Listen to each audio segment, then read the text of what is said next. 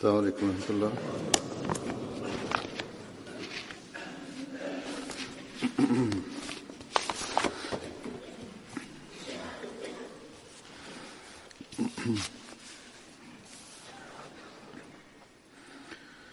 أشهد أن لا إله إلا الله وحده لا شريك له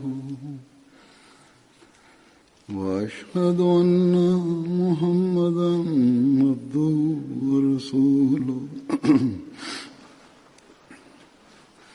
أما بعد فأعوذ بالله من الشيطان الرجيم بسم الله الرحمن الرحيم الحمد لله رب العالمين الرحمن الرحيم مالك يوم الدين إياك نعبد وإياك نستعين اهدنا الصراط المستقيم صراط الذين أنعمت عليهم غير المغضوب عليهم ولا الضالين.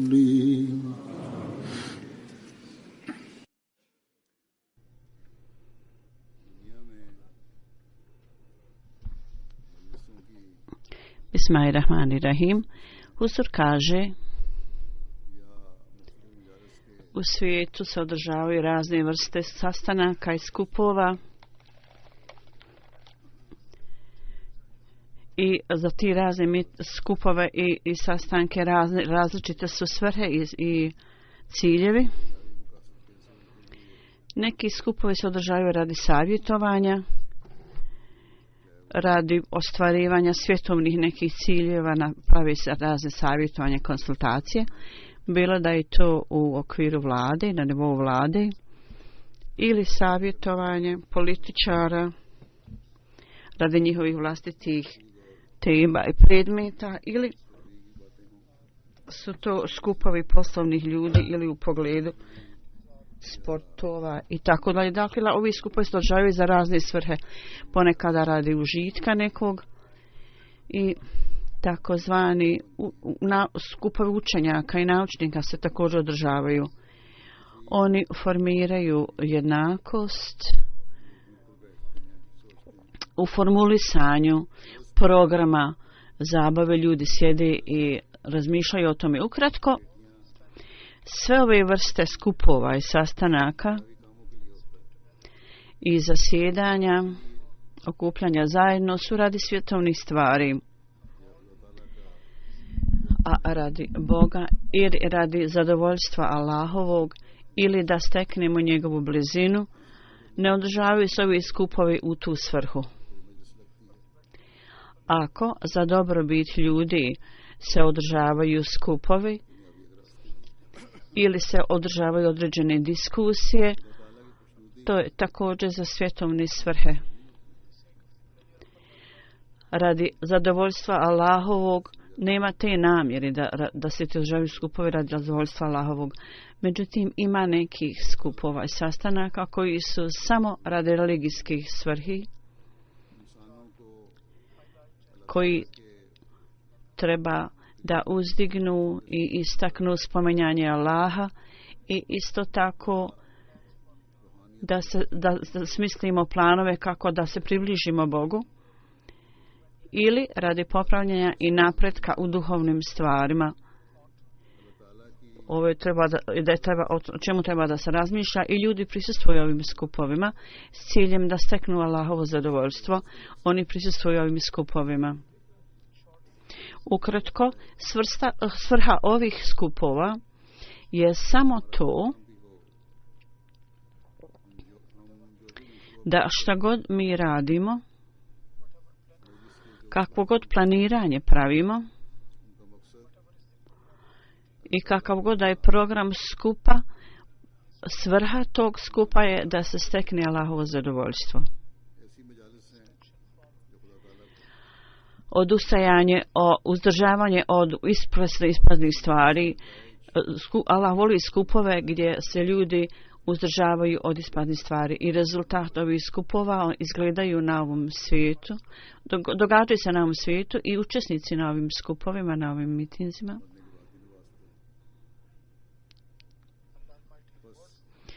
Nagradi te ljude čak poslije njihove smrti.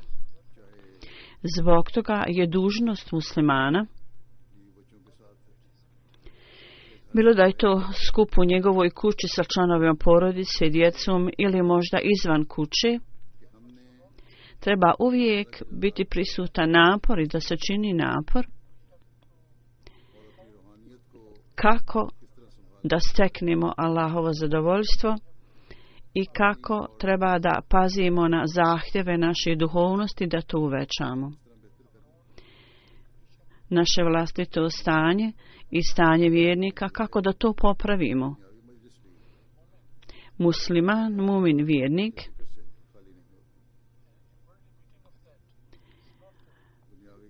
svjetovni miting za muslimana nije bez spominjanja Allaha, čak u toku obavljanja svjetovnih dužnosti oni se uzdržavaju od ispraznih stvari, beskorisnih stvari.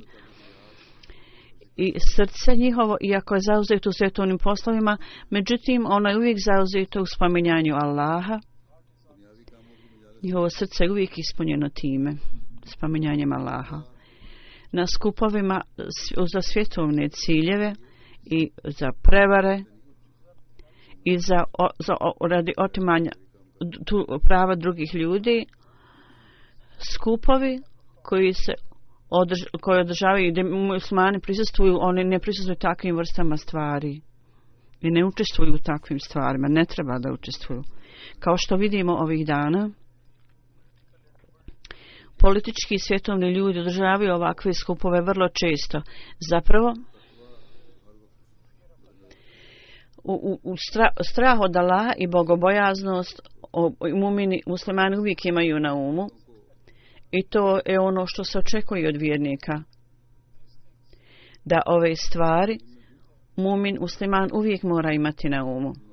U časnom Kur'anu Allah dželešanuhu je dao određene upute u pogledu skupova i ovim uputama i naredbama je spomenuto da pobunjenost, pobunjeništvo i neposlušnost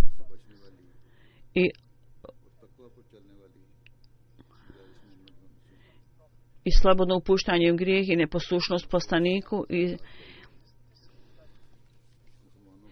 oni ne treba da prisustvuju, ne treba da prisustvuju skupovima gdje se drži pouka o bogobojaznosti i pobožnim stvarima. Međutim, muslimani također prisustvuju ovakvim skupovima svjetovnim gdje ne bi trebalo prisustvovati i muslimani planiraju na tim skupovima kako da unište druge muslimane. Allah dželešanuhu kaže: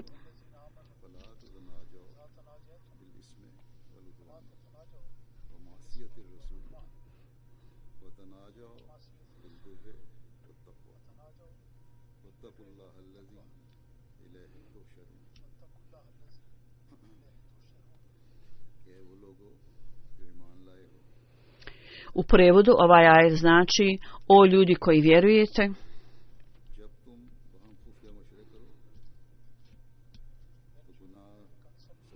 kad se savjetujete zajedno u tajnosti, onda grijeh, neposlušnost i neposlušnost poslaniku, nikada nemojte pomisliti na to da savjetujete se u poslušnosti i bogobojaznosti i bojite se Allaha kojim ćete biti okupljeni na kraju, pred kojim ćete biti okupljeni na kraju. Međutim, Gospod kaže, kao što sam rekao, muslimani su zaboravili ovu naredbu Allahovu i podjela među njima je na najvećem vrhuncu. I Allah dželešanuhu je spomenuo odliku vjernika i rekao, to jest u prevodu, oni imaju uzajamnu ljubav i naklonost među sobom, jedni prema drugima. Međutim, ovdje ono što mi vidimo je što je upravo slično stanju situacije nevjernika o kojima je Allah dželešanu rekao njihova srca su rasparčana u komande, razbijena u komande. U pogledu ove naklonosti uzajamno i jedni između drugih i također prema drugim ljudima, prema drugima možda u formi tajnih dogovora. Oni se dogovaraju tajno, suprotno tome oni onda nisu poslušni bogobojaznosti i nema nikakvog straha od Allaha u njihovim srcima. Allah dželešanu kaže bojite se Allaha kojim ćete na kraju biti okupljeni. Ima vlada i kraljeva neki i zapadne sile također. U potporu svih ovih svjetovnih vlada neće postojati nikakve moći i sile. Neposlušnost Allahu i poslaniku, one nikada neće biti sam da izbjegnu od kazne zbog ovoga. Ima neki koji sebe nazivaju muslimanima, onda ovi ljudi koji svijet učine svojim ciljem i oni koji idu za tim i trče za tim, stanje takvih ljudi je praktični dokaz činjenice da vjerovanje i uvjerenje o postojanju Allaha ne postoji više kod njih.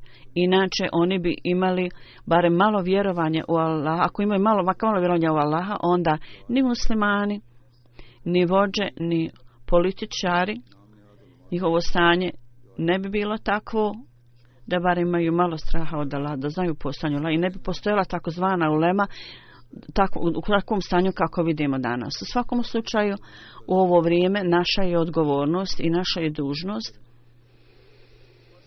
da moramo očistiti sebe od svih vrsta ovakvog razmišljanja i moramo uvećati u svom srcu strah od Allaha i pobožnost. U isto vrijeme oni ljudi koji imaju vezu sa neahmedim muslimanima, koliko god je moguće u svojim krugovima, u svojoj atmosferi i krugu, treba da daju savjet muslimanima ako imaju priliku i mogu i da im kažu ovo vaše stanje nije samo štetno za vas, nego će vas dovesti počinju s nemuslimana i bit ćete primaoci Allahove kazne. I svijet za kojim trčite izmaći će vam iz ruku. Vi ste već napustili religiju, napustili ste je. Sada je vrijeme da imate straha od Allaha i da stvorite bogobojaznost u svojim srcima. Inače sve ćete izgubiti, apsolutno sve. Na skupovima svjetovnih diskusija i savjetovanja održavaju se skupovi Ujedinjenih nacija. Nedavno je bio sastanak Ujedinjenih nacija i govorio je predsjednik Amerike. I u tom govoru zapadni pisci u ovoj zemlji, analitičari, oni su napisali da iz ovog govora predsjednika Amerike umjesto da govori o miru i da o nečemu što vodi miru, zapravo njegov govor vodi ratu i neki otvoreno priznaju i kažu može bi da kroz ovaj govor neki Arapi i muslimani budu zadovoljni. Inače, ovo je bio jako razočaravajući govor i to je bio takav govor, oni kažu, koji će zapaliti vatru rata. Tako muslimanske vlade treba da pogledaju na naredbe Allahove i treba da nastoji da se uzdrže od svih vrsta nereda i bitki, borbi i prepirki. U svakom slučaju, ovo je što se događa u običnom svijetu, međutim u isto vrijeme mi treba da analiziramo i detaljno posmatramo svoje vlastito stanje. Uvijek moramo zapamtiti da šejtan neće tolerisati da zajednica naša napreduje. Šejtan prema njegovoj prirodi, u skladu sa njegovom prirodom, on mora raditi na tome da stvori nered i podjelu i mora da da radi nešto da bi to postigao. Zbog toga ovi ljudi koji ponekad se okupe zajedno i u lokalnim oblastima ili u upravi lokalnih zemalja na lokalnom nivou ili diskutuju stvari u pogledu zajednice, ovi ljudi zapravo rade po nagovoru šejtana i oni su zavedeni šejtanom. Posao šejtana je da on napada pod krinkom ljubaznosti. Zato ovi ljudi se pridružuju ovim stvarima. Oni koji zapravo nisu protiv upravi džemata, oni osjećaju, zato što osjećaju bol i uznemirenost zbog osjećaja prema džematu, oni kažu onda da misle da u formi ljubaznosti osoba koja govori nešto može biti ispravno i postoji potreba za nekom reformom popravljanja. Međutim, dok je činjenica, dok traži se reforma i popravljanje, onda do visokih vladinih službenika ova stvar treba biti njima prenesena, umjesto da ovdje tu i tamo održavamo mitinge i da održavamo i zajedno, govoreći na takav način kao da se tamo diskutuju neke tajne stvari i da mi govorimo s velikim osjećajem o zajednici. To je pogrešno, ovo je grijeh i pobunjeništvo i neposlušnost prema časnom poslaniku sallallahu alejhi ve sellem, i ovo pokazuje da smo daleko od bogobojaznosti. Dakle, iz ovakvih skupova Allah dželle šanuhu savjetovao vjernike i kaže: odbacite ovakve skupove, nemojte nikada prisustvovati takvim skupovima. Ako postoji prigovor protiv bilo koje ove osobe ili emira, onda iznoste svoju tvrdnju upravu i preneste halifi vremena. I onda poslije toga posao i dužnost članova zajednice je završen. Sada je dužnost halife vremena da vidi u stvari da vidi šta je najbolje i kako da se riješi taj problem. Da, svako treba da nastavi činiti dove i ibadet cijelo vrijeme. Sa velikom predanošću treba da činite dove da Allah dželle šanuhu ukloni sve slabosti i mahane od džemata i propuste. I ovi ljudi koji slijedi put bogobojaznosti, da takvi radnici budu cijelo vrijeme podareni zajednici, da Allah podari. Dakle, ovo je vrlo važna stvar i uvijek treba da svi imate to na umu. Što više džemat napreduje i pravi više ostvarenja, šejtan nastavlja svoj posao i rad. I šejtan od prvog dana spomenuo je, rekao je Allahu dželle šanuhu i tražio odobrenje i rekao da će on zavoditi vjernike i ljude. Protivnici Ahmedijata, dok planiraju da u pogledu zajednice protivljenje i oni to nastavljaju i rade iz ljubaznosti prema ovim ljudima koji su slabi i ne shvataju u potpunosti situaciju, ne razumiju, oni čine ove ljude instrumentom svojim posredništvom. Zato svaki Ahmedi u ovoj stvari mora biti vrlo budan i oprezan i pažljiv. Allah dželle šanuhu zaštiti zajednicu od svih unutrašnjih i vanjskih zavjera i kušnji. I da uvijek nas osposobi da slijedimo put onih skupova koji su put bogobojaznosti, a ne pobunjeništva i neposlušnosti. I ovi skupovi, i da sačuva nas od skupova koji ljude udaljava od bogobojaznosti, da ne pristupimo takvim skupovima. Ima raznih uslova skupova i raznih situacija. U pogledu toga časni poslanik sallallahu alejhi ve sellem spomenuo određene stvari i također obećani Mesija alejhi selam, koji je bio njegov predani sljedbenik. Ja ću predstaviti neki govor opisujući to kakav treba da bude skup muslimana, i ako skup nije takvog standarda koji je u skladu sa visokog položaja vjernika, onda kako treba da pokažemo reakciju. Abnes Mesima alejhiselam, obećani Mesija alejhiselam, kaže: mi Mi imamo vjerovanje i to treba da bude vjernik vjernika. Kad govorite, da to bude istina ili lijepa riječ ili da šutite. Inače, ako vidite na skupu da Allah i poslanik, da ljudi se rugaju tome i smijavaju, ili napustite taj skup ljude, inače ćete biti ubrojani među njih, ili odgovorite vrlo otvoreno. Dakle, tu su dvije stvari. I nema treće mogućnosti. Ili odgovorite, ili šutite i napustite taj skup. Treća stvar je licemjerstvo, da sjedite na tom skupu, nastavite sjediti i samo klimate u odobravanju i nijemo i tajno vi spominjete svoje vjerovanje na vrlo tih način i dalje nastavite sjediti i pokazujete saglasnost sa tim stvarima. Na tam način vi se slažete s tim ljudima i podupirete i vrlo blago kažete to je pogrešno, vi ne trebate to reći, međutim ne spominjete to otvoreno. On je rekao ovo je stvar, ovo je licemjerstvo. Ovo nije put i način vjernika.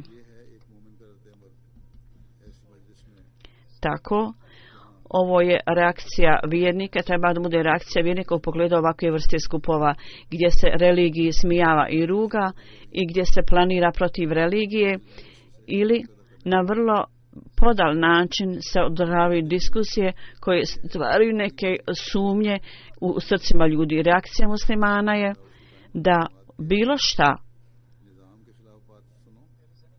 ako postoji bilo ko kaže nešto protiv Allaha i poslanika ili uprave džemata, ako on kaže nešto, onda vi treba da to pobijete i odgovorite čvrsto na to.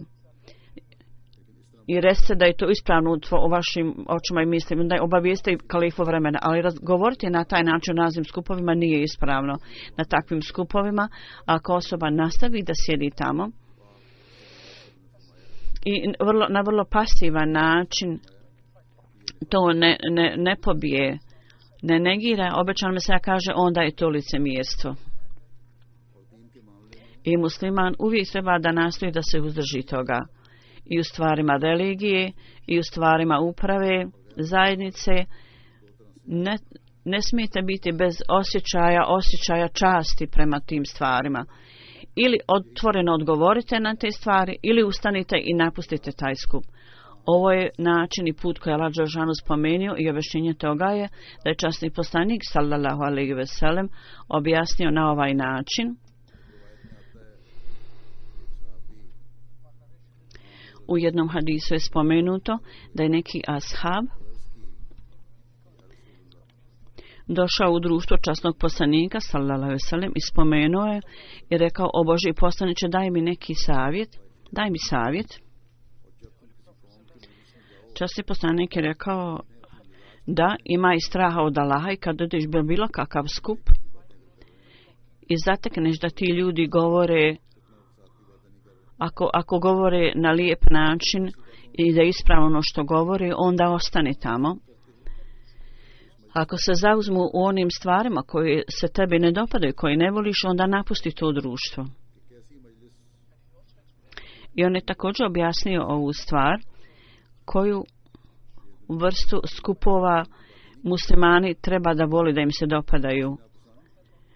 A to nije samo nešto što njemu na lični način se ne dopada, nego ako oni govore one stvari koji su protiv uprave džemata, ako govori protiv džemata, onda napustite taj skup.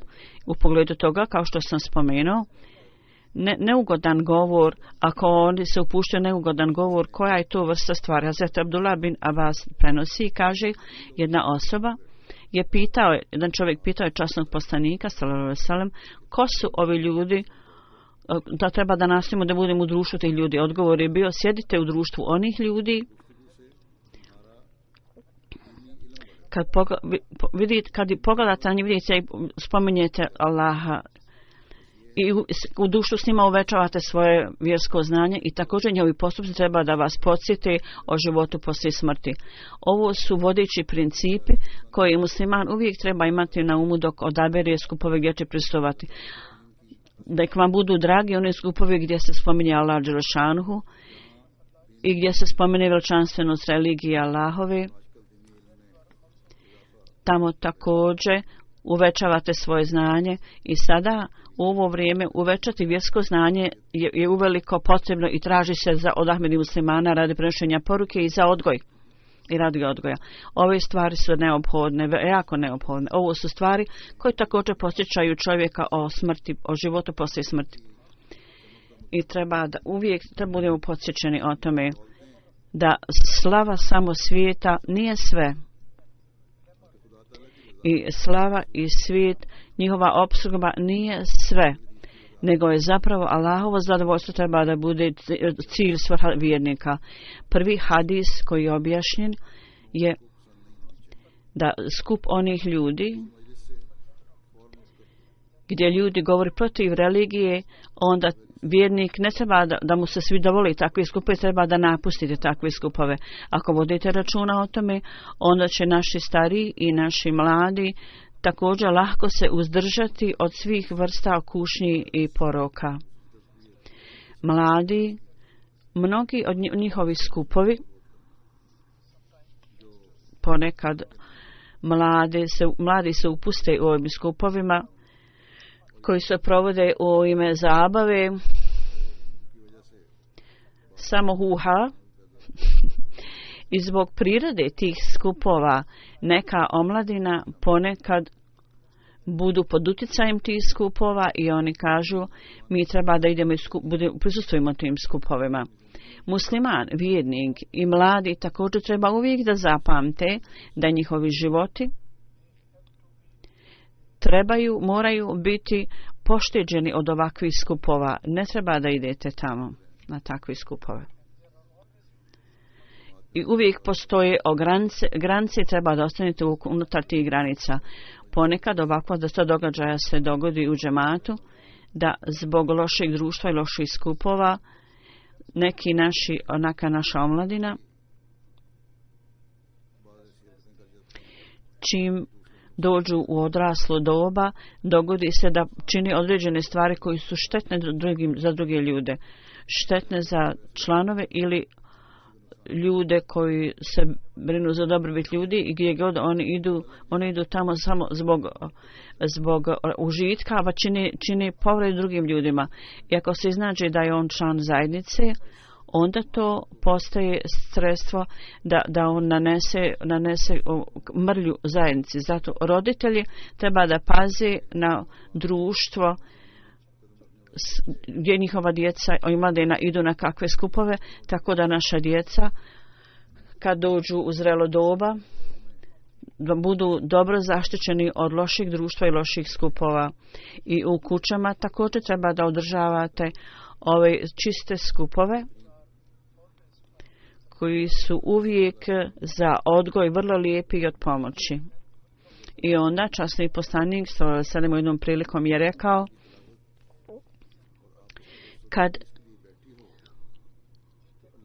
kad neki ljudi se okupe, oni se okupe da uče razne ajete časnog Kur'ana i za svoj popravak i reform Allah dželešanu im daje onda udobnost i Allahova milost dolazi i omota te ljude, obavije te ljude i također budu spušteni meleki i staviju svoja krila na njih. To je Allahov veliki blagoslov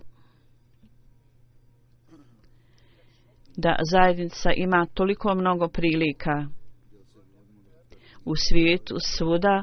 Ahmedija muslimanska zajednica održavaju svoje dželsasane godišnje skupove i šteme skupove. Na ovim skupovima imaju određeni programi za odgoj, za intelektualni popravak također i napredak i zatim spominjanje Allaha. Danas, na primjer, Leđna Imajla, ženska organizacija, održava svoju ištemu, njihov skup danas prisustuje. Ženska organizacija također treba da zapamti da veći dio njihovog programa treba biti religijski i na religijske teme i predmete i žene također treba da zapamte da nisu došle da uživaju neku zabavu. Svrha njihovog dolaska na ištemu i to treba da ispune i da ostvari.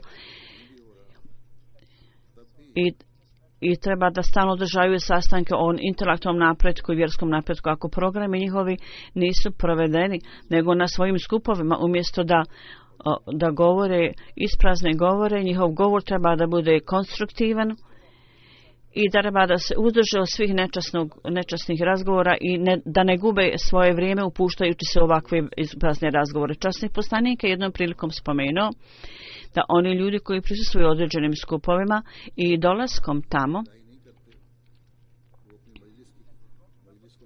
i ne spominju Allaha dželešanuhu tamo, oni će gledati na taj skup na sudnjem danu s velikim žaljenjem. Zato oni koji dolaze na Ištemu treba da zapamtite da je svrha dolaska na Ištemu, na ovaj skup treba da bude ispunjen. I umjesto da trošite svoje vrijeme u šali i govoru, većina vremena treba da bude potrošeno da slušate dobre govore i dobre razgovore. Tako da na sudnjem danu ne gledamo na ove skupove sa žaljenjem i kajanjem. Mi treba da slijedimo put bogobojaznosti i trošenjem vremena u društvu bogobojaznih ljudi. Časni poslanik sallallahu alejhi ve sellem, koji savjet nam je on dao u jednom hadisu, se kaže da je on rekao: osim s muslimanima, nemojte sjediti u skupu s drugim ljudima i samo bogobojazni ljudi treba da dolaze vama na jelo ili da vam se pridruže u jelu. Normalno, ljudi susreću jako mnogo drugih ljudi, ponekad treba da se sretnete sa nemuslimanima. Nije moguće da osoba nikada ne sjedi ili razgovara sa nemuslimanom. Značenje ovog hadisa u časnog poslanika, govora časnog poslanika je da vaše blisko prijateljstvo i predano prijateljstvo i vaši skupovi uglavnom treba da bude s onim ljudima koji su strogi u vjeri i da slijede put bogobojaznosti. Tako da i vi također uvećate svoju bogobojaznost. Obećani Mesija alejhi selam kaže: jedan način popravljanja reforme je da oni ljudi koji u svom svijetu i postupcima i njihovom svom vladanju, to je sve njihovo bazirano na istinitosti i nastojite da budete u dušu takvih ljudi. Njihove riječi, njihove tvrdnje, njihovi postupci treba da budu bazirani na istini i svako njihovo stanje treba da pokazuje dobrotu i bogobojaznost. To jest da kažemo pobožni ljudi. I prije toga on je rekao, to jest ovi ljudi koji vjerujete, stecite odliku bogobojaznosti. To znači prvo je vjerovanje, a onda da napustite mjesto griješenja i budete u društvu bogobojaznih ispravnih ljudi. Društvo ostavlja veliki dojam na ljude koji nastavlja da radi unutar osobe, djeluje. I ako osoba ide gdje su prostitutke u tu oblast i kaže ja ne idem tamo da činim nikakav prestup, to osobi treba biti rečeno: ti ćeš to uraditi jednog dana ćeš počiniti grijeh jednog dana. Zato što društvo ostavlja veliki dojam i utisak. Isto tako društvo koje odlazi u pub, u kafanu, u birtiju, neki ljudi kažu ja ne pijem, međutim jedan dan će doći kad će on početi piti. Uvijek nastojite da izbjegnete loše društvo.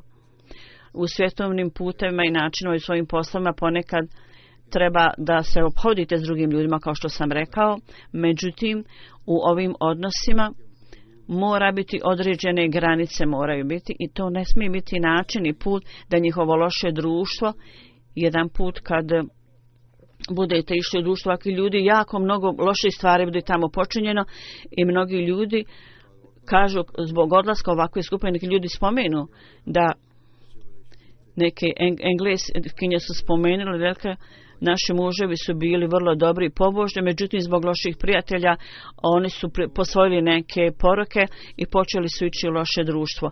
Ovi ljudi, ovi nemuslimani uviđaju ove stvari. Mi treba da budemo još više, da povedemo računa o tome. I s ciljem da zaustavimo ove stvari, časni poslanik sallallahu alejhi ve sellem je spomenuo da nemojte imati bliske odnose sa ljudima koji nisu religiozni, jer će vas to udaljiti od religije. Samo u svrhu prenošenja poruke ili da prenosite dobre stvari. Naravno, treba da imate kontakt s ovakvim ljudima. Bez toga ne možete prenositi im poruku. Međutim, za ovu svrhu vi treba da pozovete te ljude na svoje skupove i onda hoće ovi pobožni skupovi ostaviti dobar dojam, lijep dojam. Ljudi kod naše dželse i skupove, jako je mnogo takvih ljudi koji uvijek spomenu i kažu dolaskom ovdje, naše stanje se potpuno promijenilo. I dojam i rezultat dobrog društva, obećani Mesija alejhi selam spominje na jednom mjestu i kaže, kada osoba ide u društvo bogobojazne osobe koji je pobožan čovjek, onda istina također djeluje na njega i ovi ljudi koji napuste društvo bogobojazni i odlaze u društvo griješnih ljudi i prestupnika, onda griješništvo i prestupništvo i poroci utiču na ove ljude. Zato u Kur'anu i hadisu je stroga naredba da odbacimo loše društvo. I spomenuto je da Allah i njegov poslanik, gdje se oni ismijavaju, napustite te stvari to društvo. Međutim, osoba koja pokazuje slabost, onda će biti ubrojena također među ove ljude, da ista kao i on. I treba da budete u društvu bogobojaznih i istinoljubih ljudi. Ogromna je potreba za nas da treba da postupamo po ovim naredbima i da budemo u društvu bogobojaznih ljudi. U hadisu je također spomenuto da je Allah dželešanohu šalje meleke da prisustvuju na skupovima bogobojaznih ljudi.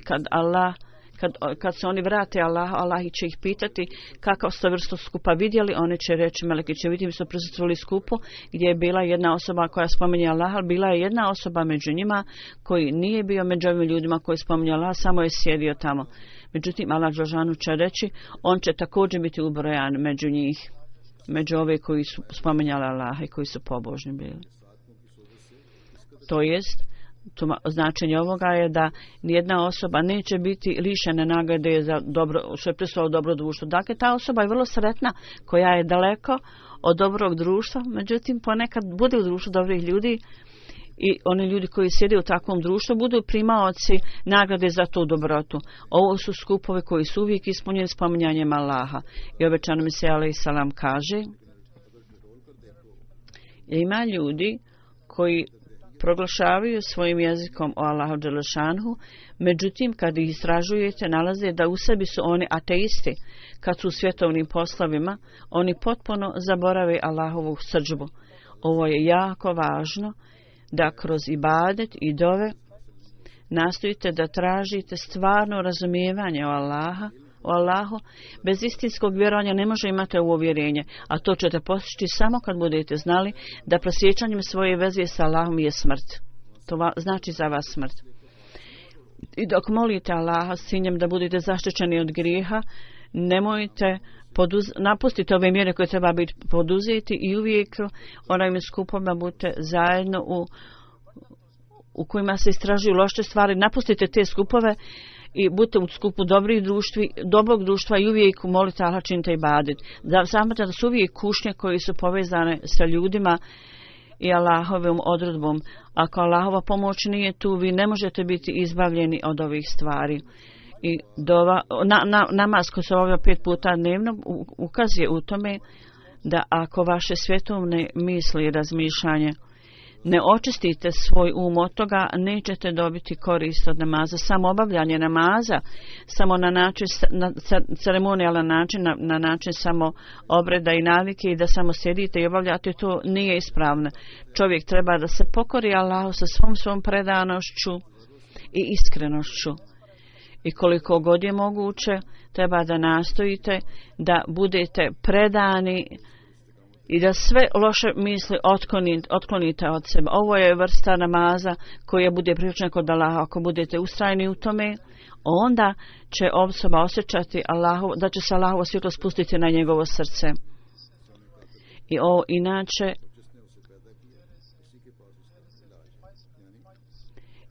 Inače će u vašem ibadetu biti pobožan dojam. To je s drugim riječima, Allah dželešanhu ima lijek za sve poticaje, zato se pokorite Allahu i tražite Allahovu pomoć da vas Allah zaštiti od loših dejstava ovih skupova.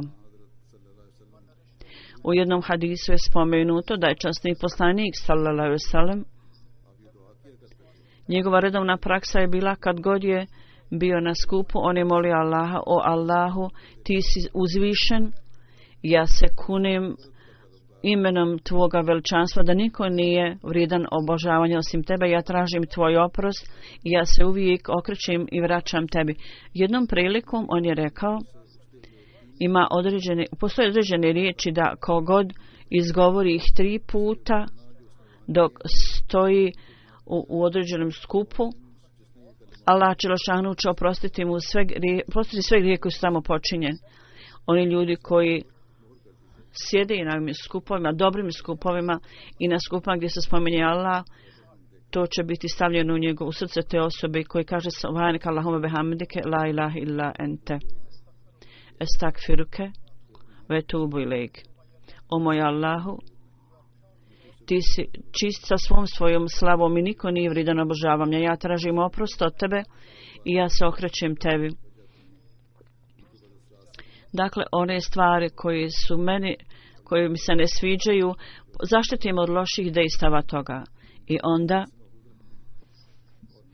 ove stvari i ta dova zaštiti osobu od loših dejstava toga i osposobljava osobu da dobije korist od takvog društva. A kao što obećan Mesija alejhi selam spomenuo, ukoliko pomoć Allahova nije prisutna, ne možete biti izbavljeni. Dakle, cijelo vrijeme neprestano tražite Allahovu pomoć, da nas Allah dželešanu osposobi da tako činimo, da uvijek odbacujemo loše društvo i loše skupove. I nažalost, ako se dogodi da tamo odemo, da budemo zaštićeni od lošeg dejstva toga. Uvijek tragajte za pobožnim skupovima i sjedite tamo. I onda čistoća. Tragajte za čistoćom, onda ćete biti zaštićeni od loših dejstava toga. Da nas Allah zaštiti od napada šejtana i da nam oprosti, da nas uvijek osposobi da budemo vezani sa upravom džematom i halifatom i svi oni ljudi koji nastoji da prevare, da nas Allah zaštiti toga. Poslije džume namaza ja ću klanjati poslije džume namaza klanjat ću dženazu namaz. Jedan Afrikanac, Ahmedi, Karem Bilal Abdussalam sahib, on je živio u Filadelfiji 13. septembra. On je umro inna lillahi wa inna ilaihi rađiun. On je došao ovdje u vrijeme dželsi i prvi dan kad je bio program afrički imao je udar, nije se osjećao dobro i odveden je u bolnicu i nekoliko dana je bio na liječenju, oporavio se i došao je meni huzur, kaže, i izgledao je da je u dobrog zdravlja i vratio se u Ameriku. 1934. on je rođen u Floridi. Sa 6 godina, kad imao roditelji su mu umrli, i sa 8 godina je proučavao Bibliju, obrazovao se tamo i bio u jedno vrijeme u armiji, imao nekoliko poslova. 87. je postao ministar gospela, međutim nije se slagao sa određenim stvarima i onda se dogodilo da sretne nekoga komu je dao kopiju časnog Kurana. On je pitao ko su ovi ljudi koji su printali ovaj časni Kuran. Ovaj čovjek je rekao, ovi ljudi nisu muslimani, ali njihove knjige su jako dobre, taj me čovjek rekao. Onda je on našao osobu, tražio adresu od ovog čovjeka i došao u Ahmedi radnju i vidio je sliku obećanog Mesije i kad je pitao, rečeno mu je da je on obećani Mesija, da je on obećani Mesija Imam Mahdi. Poslije toga on je prihvatio Ahmedijat poslije toga i u Filadelfiji bio zauzet pronošenjem poruke skupa sa Ahmedim muslimana i Bilal Abdussalam sahib. Bio je vrlo naklonjen, imao je veliku ljubav prema časnom Kur'anu i svaki dan je putovao po 4 sata da bi u Pittsburgh i od druge nedelje tako da bi mogao dati ljudima časni Kur'an. Bio je predsjednik džamata Filadelfije i sekretar za Nove Ahmedi također. Posvetio je svoj život. Neko vrijeme je bio u Baltimoru. Bio je misionar džamata tamo u Baltimoru. I napustio je prenošenjem ove poruke. Imao je veliku ljubav prema hilafetu. Bio je vrlo poslušan instituciji džamata. I pri spominjanju halifata njegove oči su bile ispunjene suzima. I prisustvovao je također Dželsesani u Kadijanu u Filadelfiji. Džamija je tamo izgrađena. On je nadao se da će biti završena u toku gradnje ove džamije. On je trošio po cijeli dan u kabini i molio je Allaha, činio dove da se džamija završi što prije. Uvijek je nastojao da se džamija izgradi tamo, da se u kratko vrijeme izgradi džamija. Njegova žena, gospođa Histi, ona nije Ahmedi, ona je svećenik, međutim on je uvijek prema njoj postupao lijepo. On je iza sebe ostavio 2 sina i 2 kćeri. Jedan sin, Abdur Omer Salam, 93. on pridružio se džematu, drugi nisu.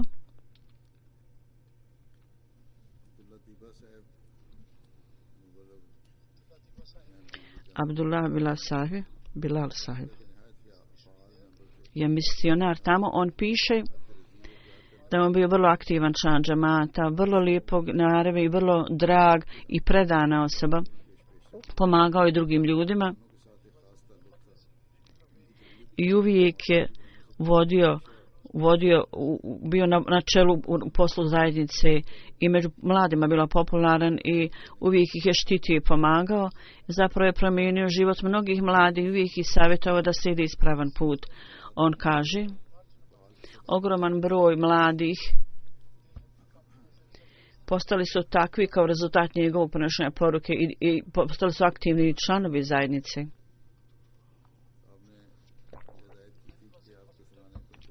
Kad je bio u bolnici, rekao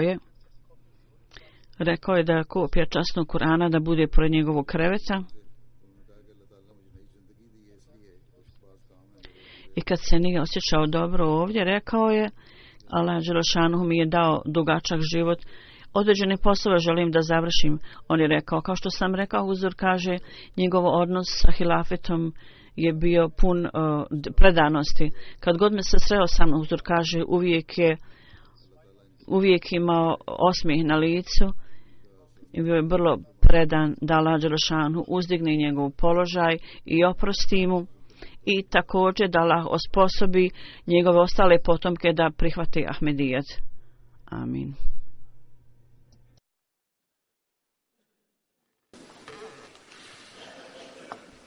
Alhamdulillah, nahmaduhu wa nasta'inuhu wa nastaghfiruhu wa nu'minu bihi wa natawakkalu alayhi. ونعوذ بالله من شرور أنفسنا ومن سيئات أعمالنا من يهده الله فلا مضل له ومن يضلل فلا هادي له ونشهد أن لا إله إلا الله ونشهد أن محمدا عبده ورسوله عباد الله رحمكم الله إن الله يأمر بالعدل والإحسان وإيتاء ذي القربى وينهى عن الفحشاء والمنكر والبغي